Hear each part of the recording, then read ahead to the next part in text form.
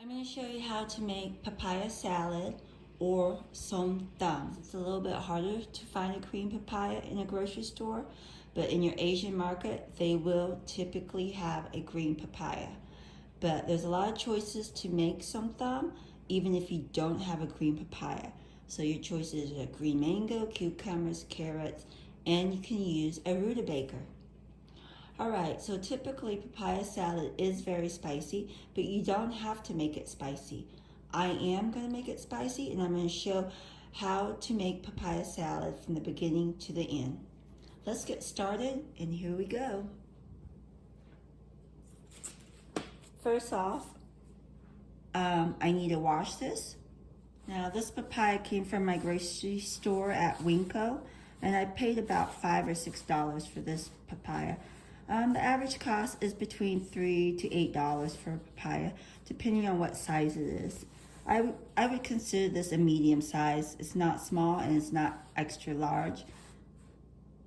This one comes from Mexico. So I'm going to go ahead and peel the sticker off.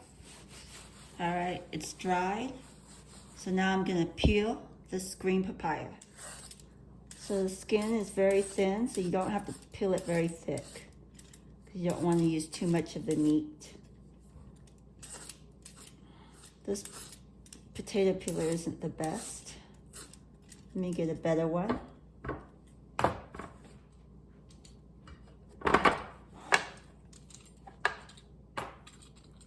See if this helps. Oh yeah, this is much better. See the difference? That is much better.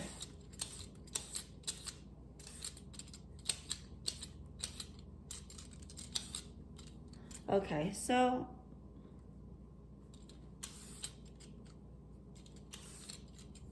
you can tell it's starting to ripe. It's starting to turn orange a little bit, but it's still considered a green papaya that's good for som tam. Now, a ripe papaya is not going to work for som tam because then it becomes a fruit once it ripens. As long as it's still green, then it's a vegetable. This is very easy with this very sharp peeler. So it takes a lot of the work out. Okay, that's nice and peeled.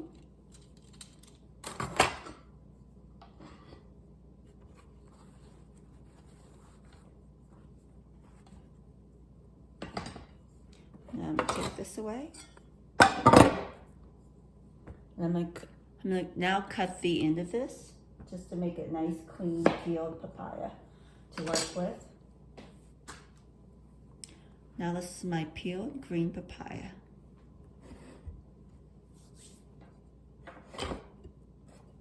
Okay, now as a shredder, there's two ways of shredding a green papaya. The old-fashioned way, a typical Thai style, you have a big platter in front, and then use that platter to catch the slivers of papaya that you are chopping by pounding a knife. So get a good sized knife, not too big, not too small, and sharp, and just hold it with one hand, and then just go like this. Now this is something that takes practice to get good at. This is a lot harder to do. Definitely more effort. So what you do is chop it so that there are thin slivers, and then you slice the thin slivers. So I'm going to do some chops before I slice it. So now you want to slice real thin, because this salad tastes really good when the papaya are thin slivers, not big chunks. Then it's just kind of too bitter, I find. Doesn't give off the same flavor. Doesn't absorb the sauce as well as thin slivers.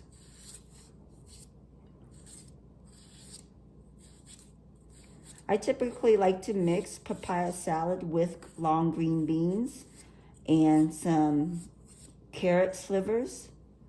I don't have any of that, so I will just be using green papaya today.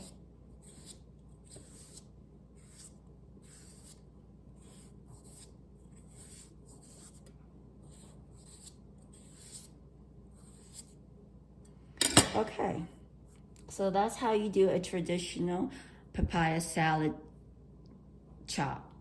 Now we're going to do a faster way, which gives the same result.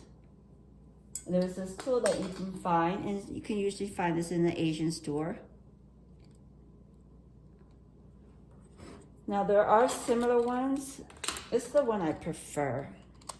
So let's give this a try. Yeah, I like this one much better. But anyways, I'm gonna use this and do it the faster way. And we can continue on making papaya salad. I'm just trying to use various parts of the papaya so that way there's different tastes and textures of this papaya. One thing I don't like is when my papaya is bitter. Then it doesn't give off a very good flavor with the sauce. So hopefully this papaya is not too old. It has been sitting in my fridge for a while. As you can tell, it's starting to ripen though. In the center, it's getting more pinkish red. So that means it's starting to turn. Okay, I feel like this is enough shredded papaya to make my papaya salad. You typically need 1 or 2 handfuls of shredded papaya for a serving. So I would say this is about 1 serving.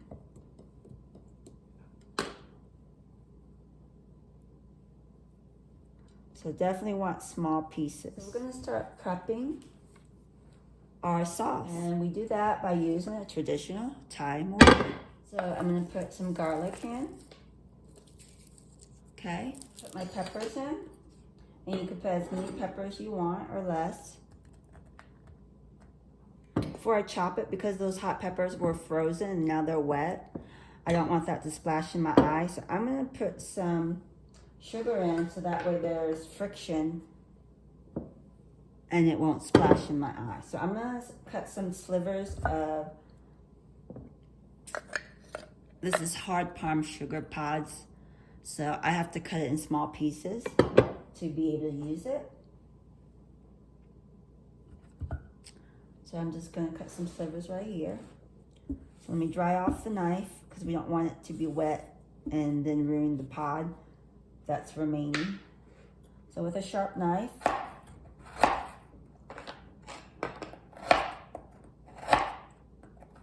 there's got to be a better way of using palm sugar. This, I guess I could melt it and make it simple syrup, but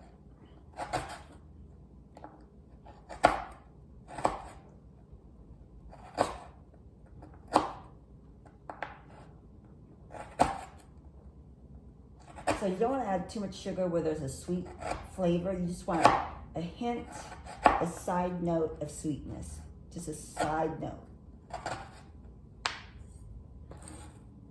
So I'll add this. And that should work.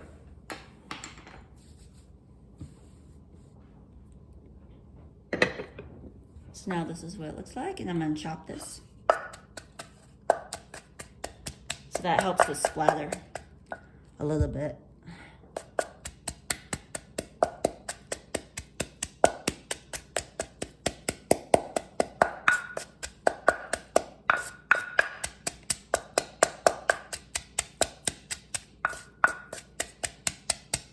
So definitely want the garlic smashes as good as possible. The peppers, you don't have to, but we want the garlic smashed really well. Because biting into a big piece of garlic doesn't taste as good, I don't think. So I'm going to smash up the garlic real good. So the hot peppers are still a little bit big pieces, but that's fine. So now that's what my mixture looks like. So I'm going to go ahead and add my shredded papaya. So about 1-2 handfuls is 1 serving, enough for 1 or 2 people.